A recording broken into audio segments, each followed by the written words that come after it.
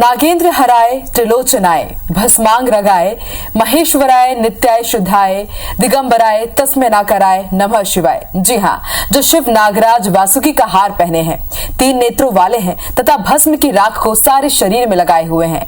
इस प्रकार महान ऐश्वर्य उनके साथ है, दिशाएं जिनकी वस्त है, उस महेश्वर शिव को नमस्कार है। और नमस्कार आप सभी को भी बहुत बहुत आप सभी का स्वागत है। मैं हूं आपके साथ आकांक्षा पांडे और आप सभी को सबसे पहले महाशिवरात्रि की हार्दिक शुभकामनाएं। तो शिवरात्रि कैसे आप पाए बाबा भोलेनाथ का आशीर्वाद, कैसे करें कष्टों को दूर, क्या है शुभ मुहूर्त, सभी समस्याओं का आज होगा निवारण IBC 24 के खास कार्यक्रम बम लहरी में। तो आइए शुरुआत करते हैं आज की खास पेशकश की।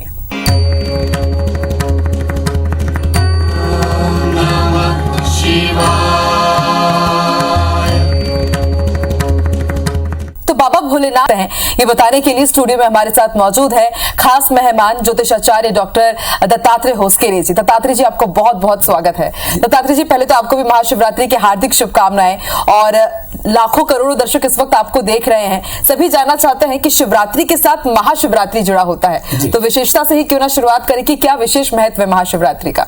जी, सभी को नमस्कार, शिवरात्रि की शुभकामनाएं। और शास्त्रों में लिखा गया है, तव तत्वम न जानामि कीदृशोऽसि महेश्वरः यादृशोऽसि महादेव तादृशाय नमो नमः। शिव तत्व जो है, मेरे जो शिव जी हैं, इनके बारे में व्याख्या नहीं की जा सकती। शिव से पूछा गया है कि आप कैसे दिखते हैं, आप कैसे हैं, ये हमको बताइए। शिव कहते हैं कि आप जिस नजर से भी जो भी देखते हैं, आपकी दृष्टि जैसी भी है, चारों ओर आप जो कुछ देख रहे हैं वो सब मैं हूं। इस तरह से शिव जी जो हैं कण कण में विद्यमान है, हर कण ही शिव है, ऐसा हम कह सकते हैं। और जहां तक महाशिवरात्रि की बात है, शिव तत्व की यदि मैं बात करूं तो शिव के जन्म का भी दिवस है, पार्वती और शिव के वरण का भी दिवस है, यानी कि सत्य जो कि शिव रूपी है और पार्वती जो कि शक्ति स्वरूपा है, यानी कि सत्य और शक्ति का वरण का दिन है। ये शास्त्र कहते हैं कि सत्य तभी अपनी जो प्रकट जो होता है, तभी प्रकट होता है सत्य जब उसके साथ शक्ति हो। शक्ति यदि नहीं हो तो सत्य का कोई औचित्य नहीं होता। इसीलिए शिवरात्रि का दिन बहुत महत्वपूर्ण है। शिव जी का पूजन, शिव जी की आराधना इत्यादि करके इस दिन हम साक्षात सत्य की आराधना कर सकते हैं। बिल्कुल, तो सत्य की आराधना आपको कैसे करनी है और साक्षात भगवान शिव के दर्शन करने के साथ ही कैसे उनकी कृपा पानी है, यही हमें पंडित जी बताएंगे। पंडित जी, आज जैसे महाशिवरात्रि है तो क्या विशेष मुहूर्त रहेगा, और दुर्लभ संयोग भी मैंने इस बार सुना है कि बेहद विशेष संयोग भी बन रहा है। जी जी, बहुत विशेष संयोग है। देखिए, मैं आपको बताता हूं कि एक तो शनिवार की शिवरात्रि बहुत महत्वपूर्ण, और शास्त्रों में कहा गया है कि शनि संबंधी समस्त दोषों से यदि आपको मुक्ति पानी है तो शिव जी की आराधना अत्यंत आवश्यक है।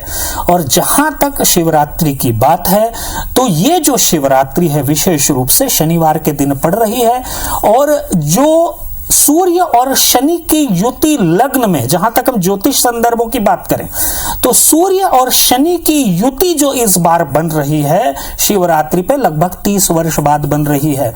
शुक्र उच्च का है, शनि युक्त सूर्य है, शुक्र है। तो इस तरह से मैं देखूं तो सूर्य, शनि और शुक्र की जो युति बन रही है 30 वर्षों बाद, ये अत्यंत महत्वपूर्ण है। ऐसा संयोग शायद फिर आने वाले 50 से 60 साल बाद बने, इसलिए यह महत्वपूर्ण अवसर है।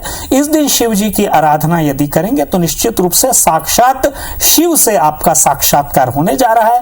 इसलिए शिव जी की आराधना, ये शिवरात्रि बहुत महत्वपूर्ण है। शिव जी का पूजन, शिव जी की आराधना, शिव जी का अभिषेक इत्यादि यदि आप करेंगे तो निश्चित रूप से आपको समस्त लाभ, धन धान्य, ऐश्वर्य, शांति इत्यादि सभी कुछ प्राप्त होगा। तो और इससे भला और क्या हो सकता है पंडित जी, कि जीवन में हमें जो कुछ चाहिए वो महाशिवरात्रि का अगर हम व्रत करेंगे, विधि विधान से पूजन करेंगे तो भगवान शिव का आशीर्वाद तो मिलेगा ही, और जिंदगी में आपकी जो भी परेशानियां हैं वो भी दूर हो जाएंगी, सफलता जरूर आपको मिलेगी। अब पंडित जी, जैसे कि आपने बताया कि 30 साल बाद इस बार महासंयोग बन रहा है, यानी दिन भर हम माने कि शुभ मुहूर्त है, और जो खास मुहूर्त है वो भी आप बता दीजिए। जी, बहुत महत्वपूर्ण। जहां तक मुहूर्तों की बात है, मैं आपको एक बात बताऊं कि इस बार जो है त्रयोदशी तिथि है। त्रयोदशी तिथि की यदि मैं बात करूं तो त्रयोदशी तिथि जो है वो मध्याह्न तक है, उसके पश्चात चतुर्दशी तिथि प्रारंभ होगी। शास्त्रों में कहा गया है कि त्रिस्पृशा होनी चाहिए, शिवरात्रि जो है त्रिस्पृशा होनी चाहिए, यानी कि 3 तत्वों का स्पर्श होना चाहिए, त्रयोदशी, चतुर्दशी और अमावस्या। यदि ये तीनों का स्पर्श है तो उसी दिन त्रयोदशी मानी जाती है। और विशेष रूप से इस बार जो संयोग है, सायंकाल मध्याह्न तक त्रयोदशी है, उसके पश्चात रात्रिकालीन श्रवण नक्षत्र और चतुर्दशी दोनों की युति बन रही, ये बहुत महत्वपूर्ण है। इसीलिए शिवरात्रि का त्योहार जो है हम जो है शनिवार को विशेष रूप से मनाएंगे। मुहूर्तों की चर्चा कर लें। मुहूर्त जो है 12:36 तक त्रयोदशी है, उसके पश्चात जो है 11:06 से लेके दोपहर 1:06 तक वृषभ लग्न में आप पूजन करें, साक्षात लक्ष्मी की प्राप्ति होगी इस समय यदि आप पूजन करेंगे तो। सायंकाल 5:34 से लेकर 7:44 तक आप पूजन करें। यदि यह पूजन आप करते हैं तो वैवाहिक सुख और पारिवारिक सामंजस्य आपको प्राप्त होता है। देखिए, मैं अलग अलग मुहूर्त और अलग अलग कामनाओं की पूर्ति, अभिष्ट की पूर्ति के लिए मुहूर्त आपको बता रहा हूं। रात्रि 12:06 से 2:21 तक बहुत महत्वपूर्ण मुहूर्त है। वृश्चिक लग्न का मुहूर्त, यदि आपको प्रमोशन नहीं मिल रहा है, व्यवसाय में सफलता नहीं मिल रही है, तो इस मुहूर्त पे आप शिव जी का पूजन करें, निश्चित रूप से आपको लाभ होगा।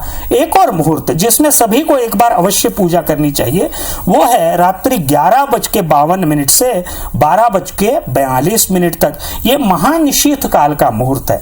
इस समय यदि आप पूजन करते हैं तो सभी अभिष्टों की पूर्ति होती है, शांति, सौभाग्य, ऐश्वर्य, पदोन्नति इत्यादि सभी कुछ आपको प्राप्त होता है। तो 4 मुहूर्त हैं, इसमें आप पूजन करें, सभी अभिष्टों की पूर्ति होगी। बिल्कुल, तो मुहूर्त के हिसाब से आपको कब और कैसे शिव जी की पूजा करनी है वो भी हमें पंडित जी बताएंगे। विशेष मुहूर्त तो हमने जान लिया है पंडित जी। और शिवरात्रि के बारे में कहा जाता है कि 4 पहर की पूजा भी बहुत महत्वपूर्ण होती है, तो वो कौन से पहर होते हैं और क्या अलग अलग विधि विधान होता है इन पहरों का? जी, सभी पहरों पे यदि आप पूजन करते हैं तो सभी अभिष्टों की पूर्ति होती है, ऐसा शास्त्रों में कहा गया है। मैं जैसे आपको बता दूं, रात्रि के प्रथम पहर में यदि आप पूजन करते हैं तो आपको जो है समस्त ऐश्वर्यों की प्राप्ति होती है। दूध से स्नान कराएं शिव जी को, शिवलिंग को, और ओम ह्रीम ईशानाय नमः इस मंत्र का यदि आप जाप करते हैं तो सभी अभिष्टों की सिद्धि होती है। द्वितीय पहर में रात्रि में यदि ओम ह्रीम अघोराय नमः इस मंत्र से यदि दही से स्नान कराते हैं शिव जी को तो निश्चित रूप से ऐश्वर्य की प्राप्ति होती है, रोगों से मुक्ति मिलती है, सबसे महत्वपूर्ण। जहां तक तीसरे पहर की यदि मैं बात करूं तो घी से यदि आप स्नान कराते हैं शिवलिंग को और ओम ह्रीम वामदेवाय नमः इस मंत्र का उच्चारण करते हैं तो न्यायिक सफलता मिलती है। यदि किसी तरह से कोई लीगल आपके ऑब्जेक्शन हैं, कोई लीगल समस्याएं हैं तो निश्चित रूप से लाभ होगा। चतुर्थ पहर की बात करते हैं, शहद से स्नान कराएं शिव जी को और ओम ह्रीम सद्यो जाताय नमः इस मंत्र का आप जाप करें। निश्चित रूप से आप देखेंगे कि जो विद्यार्थी हैं, जो प्रतियोगी हैं, उनको जीवन में सफलताएं प्राप्त होंगी। तो बिल्कुल, तो 4 पहर में आपको किस तरह से भगवान शिव की पूजा अर्चना करनी है हमें ये पंडित जी ने बताया, और अलग अलग पहरों का क्या महत्व है, किस विधि विधान से करना है, ये भी हमने जाना। पंडित जी, जो तमाम राशि के जातक हैं वो भी जरूर जानना चाहेंगे कि इस शिवरात्रि वो किस तरह से भगवान शिव को प्रसन्न करें। जी, बहुत महत्वपूर्ण है। शिव जी का पूजन हर राशि के लिए अलग ढंग से होता है, ऐसा शास्त्रों में वर्णित है। शिव पुराण इत्यादि का अवलोकन करेंगे तो निश्चित रूप से ये सब वर्णन मिलता है। मैं आपको राशि वाइज बता देता हूं कि कैसे आपको पूजन करना है। देखिए, अभिषेक की बात होती है। शिव जो है अभिषेक प्रिय हैं। शिव जी के बारे में कहा गया है कि उनको यदि अभिषेक किया जाए, उनका शास्त्रों में यह भी कहा गया आत्मात्वम गिरिजामति ही सहचराहा प्राणाहा शरीरम ग्रहम। शिव जी को अभिषेक यदि करते हैं तो शिव पार्वती दोनों का अभिषेक होता है, तो निश्चित रूप से यह लाभ आपको प्राप्त होगा कि सत्य के साथ शक्ति की भी पुष्टि होगी। मेष राशि की बात करते हैं, आपको एक मंत्र मैं बता रहा हूं। मंत्र है ओम ह्रीम सद्यो जाताय साम सदा शिवाय नमः। इस मंत्र का जाप करें और केसर दूध से स्नान कराएं, आपको लाभ होगा। वृषभ राशि के जातकों की बात करें, आप इस मंत्र का जाप करें ओम ह्रीम अंबिका नाथाय साम सदा शिवाय नमः। इस मंत्र का जाप करें और मिश्री युक्त दूध से आप शिव जी का अभिषेक करें। मिथुन राशि के लिए है ओम ह्रीम श्रीकंठाय साम सदाशिवाय नमः, इस मंत्र का जाप करें, गन्ने के रस से अभिषेक करें। कर्क राशि के लिए है ओम ह्रीम भक्त वत्सलाय साम सदाशिवाय नमः, इस मंत्र का जाप करें और गाय के दूध से शिव जी का अभिषेक करें। सिंह राशि के लिए है ओम ह्रीम पिनाकिने साम सदाशिवाय नमः, अनार के रस से अभिषेक करें, इस मंत्र का जाप करते हुए। कन्या राशि के लिए है ओम ह्रीम शशिशेखराय साम सदाशिवाय नमः, इस मंत्र का जाप करें और बेल के शरबत से आप शिव जी का अभिषेक करें। तुला राशि के लिए है ओम ह्रीम शंभवाय सांब सदाशिवाय नमः, इस मंत्र का जाप करें और नारियल के पानी से शिव जी का अभिषेक करें। आप देखेंगे धन संपदा इत्यादि सब कुछ आपको जो है प्राप्त होगा। वृश्चिक राशि के लिए है ओम ह्रीम वामदेवाय सांब सदाशिवाय नमः, इस मंत्र का जाप करें और पंचामृत से शिव जी, घर का बनाया हुआ पंचामृत, इससे जो है शिव जी का अभिषेक करें। धनु राशि के जातकों के लिए है ओम ह्रीम सद्यो जाताय सांब सदाशिवाय नमः, इस मंत्र का जाप करें और गुलाब जल से शिव जी का अभिषेक करें। मकर राशि के लिए है ओम ह्रीम नील लोहिताय सांब सदाशिवाय नमः, इस मंत्र का जाप करें और काले अंगूर का रस ले लें और इससे अभिषेक करें शिव जी का। कुंभ राशि के लिए है ओम ह्रीम कपर्दिने सांब सदाशिवाय नमः, इस मंत्र का जाप करें और मोंगरे के इत्र से शिव जी का अभिषेक करें। मीन राशि के लिए है ओम ह्रीम विष्णु वल्लभाय सांब सदाशिवाय नमः, इस मंत्र का जाप करें और बेलपत्र दूध में डाल दें और उससे शिव जी का अभिषेक करें।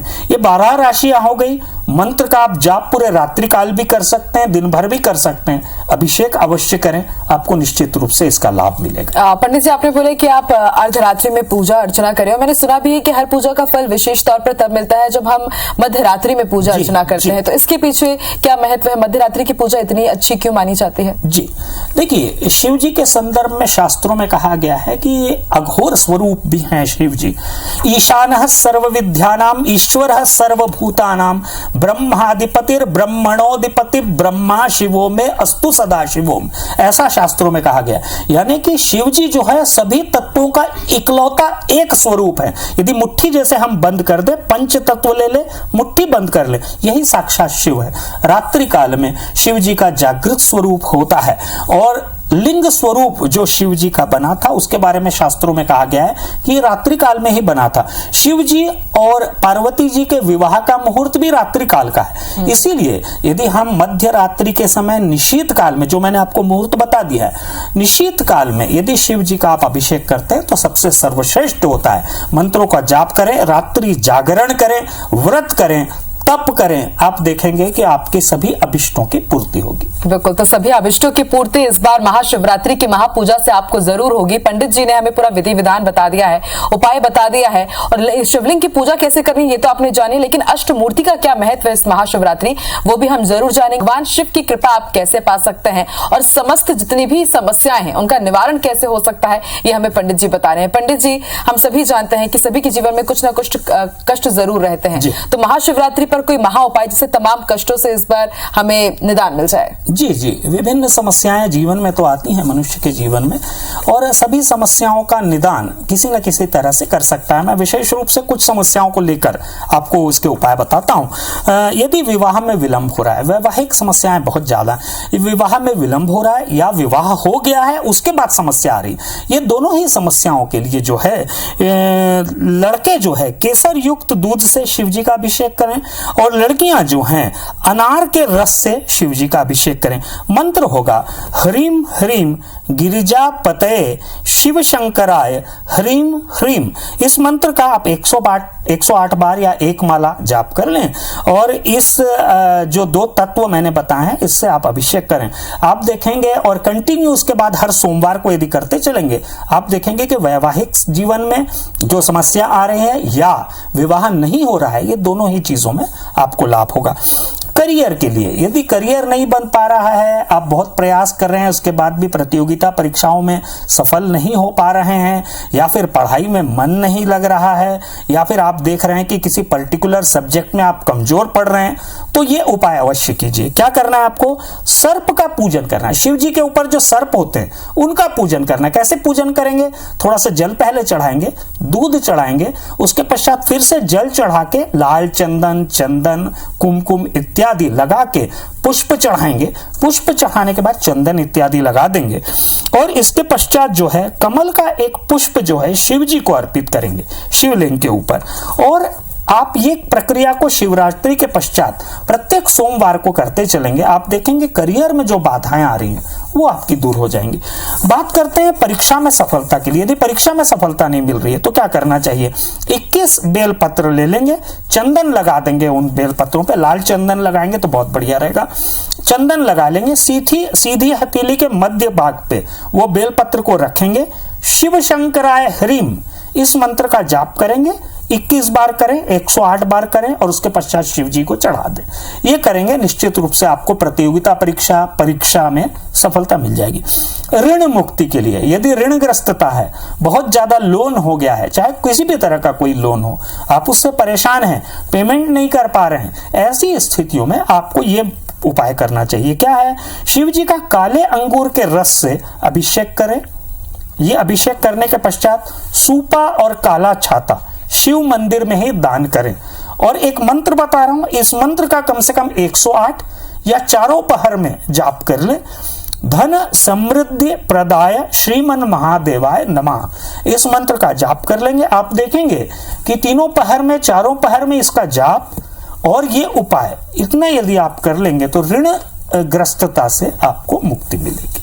तो बिल्कुल उम्मीद यही है कि पंडित जी ने जो भी उपाय बताए हैं बहुत ही छोटे छोटे से उपाय हैं, लेकिन आपके जीवन में बेहद कारगर साबित होंगे।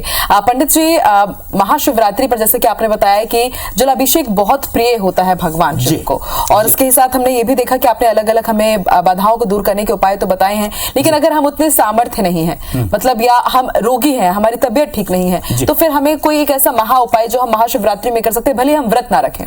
जी, जहां तक शिव जी की बात है और रोगों के संदर्भ में मैं आपको बता रहा हूं, महामृत्युंजय मंत्र का तो सभी हम जानते हैं कि महामृत्युंजय मंत्र का हम उल्लेख हर जगह है।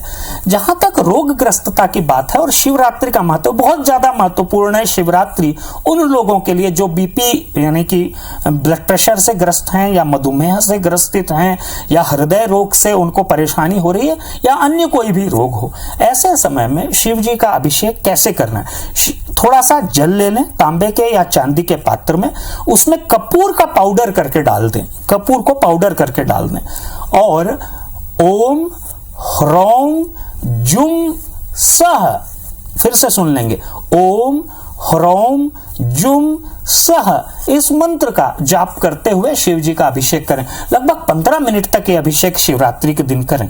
आप देखेंगे कि रोगग्रस्तता से आपको मुक्ति मिलेगी। ये करने के पश्चात शिव जी की कपूर की आरती कर दें। मैं आपको एक बात बता दूं, शिव जी का जो ध्यान मंत्र है, ध्याये नित्यम महेशम रजत गिरिनिभम चारुचंद्रावतंसम रत्ना कल्पोज्ज्वलांग परशु मृगवरा भीति हस्तम प्रसन्नम, ये शिव जी का ध्यान मंत्र है।